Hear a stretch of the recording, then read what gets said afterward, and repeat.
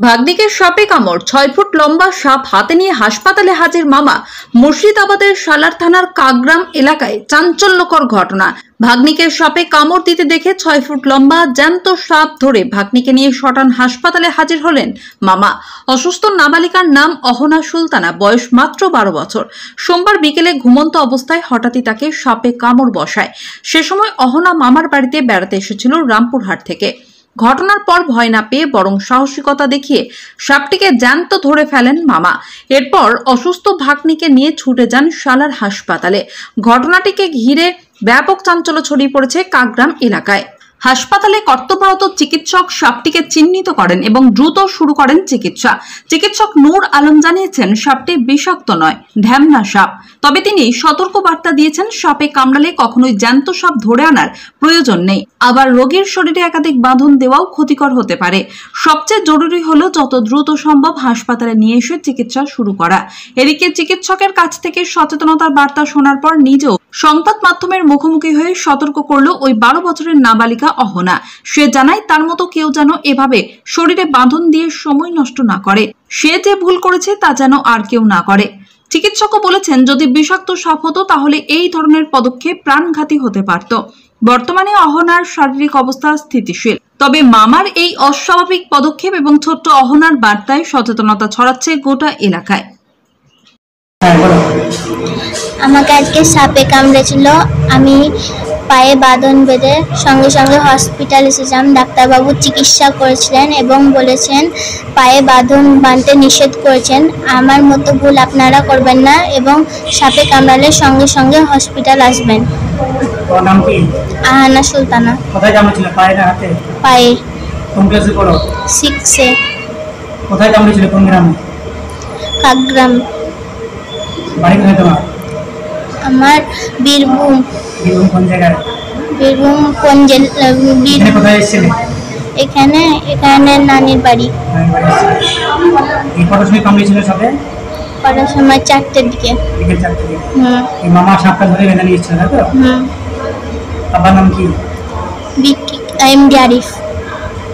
ডাকনাম বিকি। মানে বিছানায় শুয়েছিল তো বাচ্চাটা, মানে ও দিয়ে কামড়ে দিয়েছে। কামড়ে দিয়ে মানে তপস্যার তলায় ঢুকিয়েছে সাপটা। সাপটা ঢুকিয়ে মানে আমি কি করলাম, ওইখানে একটা মানে কাপড় ফাপড় নিলাম, দিয়ে ধরলাম, ধরে মানে কটোরা ভরে মানে হাসপাতালে এলাম। হ্যাঁ, কি কারণে নিয়ে আসলে সাপটা?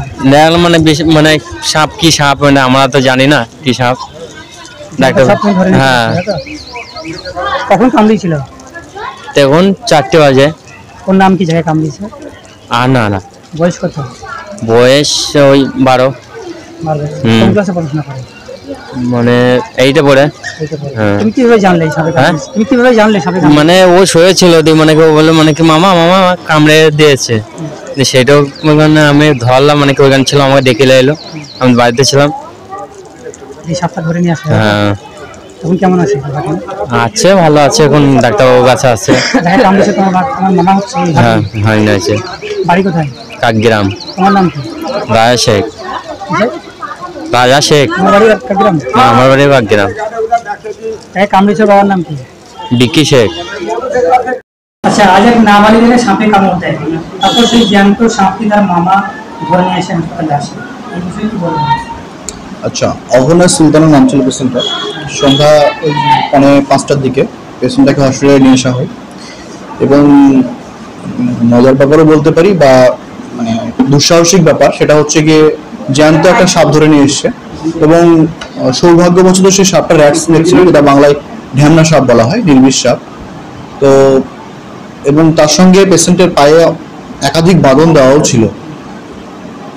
যখন পেশেন্টটা আসে তখন বাঁধনগুলো খুলে দেওয়া হয় এবং তার রক্ত টেস্ট করা হয় এবং যেহেতু নির্বিষ সাপ তাই পেশেন্টটাকে অবজারভেশনে রেখে ছেড়ে দেওয়া হবে। এই যে জ্যান্ত সাপ ধরে নিয়ে আসছে, হয়তো এটা বিষাক্ত সাপ নয়, তো বিষাক্ত সাপের ক্ষেত্রে সমস্যা হতে পারে। এই জ্যান্ত সাপ ধরে নিয়ে আসছে। আচ্ছা, এর আগে একটা কথা বলি, আমি যেখানে আছি সালার ওয়াল হসপিটাল। সালার মানে হচ্ছে গিয়ে সাপের আখড়া। মানে বারবার আমাকে এই বার্তাটা দিতে হয় এই কারণেই, কেননা মানুষের মধ্যে এখনো পর্যন্ত সেই সচেতনতা এখনো এসে পৌঁছায়নি। কেননা আমরা জানি যে, আমরা বারবার বলি ডাক্তারেরা যে সাপের কামড়ে ট্রিটমেন্ট করার জন্য সাপ ধরে আনার প্রয়োজন নেই।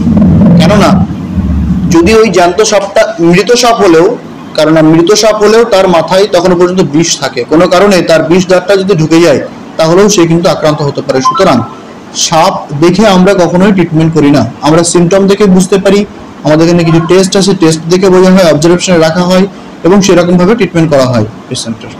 এই নাবালিকার পায়ে দেখলাম 4 থেকে 5টি বাঁধন দিয়ে আসছে। হ্যাঁ, আবারও বলেছি, আমি অনেকবার দেখেছি, অনেকের আগের বারও একটা ভিডিওতে বলেছিলাম যে সাপে কামড়ালে কখনোই বাঁধন দেওয়া যাবে না। যদি সাপের কামড়ে বাঁধন দেওয়া হয় তাহলে লিম্বস যেগুলোতে আমরা বাঁধন দিই, হাত বা পা, সেগুলোতে হচ্ছে গিয়ে ব্লাড সার্কুলেশনটা কমে যায়। তার ফলে দীর্ঘ সময় ধরে যদি বাঁধন থাকে তাহলে কি হয়, ওইগুলোতে ব্লাড সাপ্লাই হচ্ছে গিয়ে না থাকার জন্য পচন পর্যন্ত ধরতে পারে। আবার যখন বাঁধনগুলো খুলে দেওয়া হয় তখন ব্লাডের ব্যাকফ্লোটা বেশি হওয়ার জন্য বিষটা খুব তাড়াতাড়ি ছড়িয়ে পড়ার সম্ভাবনাও থাকে এবং সেক্ষেত্রে পেশেন্ট খুব তাড়াতাড়ি খারাপ হয়ে যায়, মানে অনেক পেশেন্ট ছিল। তো তাকে সাপে কামড় দেওয়ার পর 2 ঘন্টা অবহেলা করার পরে হাসপাতালে ট্রিটমেন্ট পেয়েছিল। তো এই বিষয়ে কি বলবেন? গ্রাম বাংলায় এটা তো কমন ব্যাপার। তো আমরা আবারও বলছি, বারবার সচেতনতামূলক বার্তা দেওয়া হচ্ছে, যদি কাউকে কখনোই সাপে কামড়ায়, আমাদেরকে বলা হয় গোল্ডেন টাইম 100 মিনিটস, কিন্তু যত তাড়াতাড়ি পারবে তার বেঁচে যাওয়ার সম্ভাবনাও তত বেশি থাকবে হসপিটালে আসলে। কেননা ওঝা দিয়ে কোনোদিনও সাপের বিষ নামানো যায় না, ওঝা দিয়ে হাত চালিয়েও বোঝা যায় না কোন সাপে কামড়েছে। ডক্টরদের কিছু সিমটম সাইন অবজার্ভ করার পরে কিছু টেস্ট আছে, টেস্টের পরেই তার ট্রিটমেন্ট স্টার্ট হয়। তো সেক্ষেত্রে আমি বলবো যে যদি কখনো কাউকে সাপে কামড়ায়, কোনো ওঝার কাছে না গিয়ে, ঝাড়ফুঁক না করে, একদম তাবিজ কবজ না করে সঙ্গে সঙ্গে হসপিটালে চলে আসবে। তাতে করে কি হবে, তার প্রম্পট অ্যাকশন আমরা নিতে পারবো, তার ট্রিটমেন্ট শুরু হয়ে যাবে। ইভেন এটা বলতে খুব ভালো লাগে যে আমার ডিউটি থাকা অবস্থায় ইভেন এখনো পর্যন্ত 5-6 জন অবজারভেশনে আছে, কাউকে সাপে কামড়েছে, বিষাদ সাপে কামড়েছে, কাউকে হচ্ছে গিয়ে বুঝতে পারেনি কিসে কামড়েছে, মানে আননোন বাইট। আমার টাইমে অনেক পেশেন্ট, যেটা বললাম যে যেটা খরিশ সাপ বলি, কোবরা বা কেউটে, এগুলো ধরে নিয়েছে এবং তার বাইট মার্ক আছে এবং কামড়গুলো এমন এমন জায়গা আছে বুকে কামড়েছে। এবার সেক্ষেত্রে বাঁধবে কোথায়? তো ব্যাপারটা হচ্ছে গিয়ে বাঁধার কোনো প্রশ্ন নেই। এবং আমি পরবর্তী সময় যখন রেফার করি এবং তাদেরকে ট্র্যাক করি কেমন আছে, পেশেন্টগুলো সবাই সুস্থ আছে। তো আবারও বলবো, কখনোই ডিলে করা যাবে না, যত দেরি হবে তার সুস্থ হওয়ার সম্ভাবনাটা তার কমে যাবে। ধন্যবাদ। আমার নাম কি? ডক্টর নূর আলম, সালারওয়াল হসপিটাল।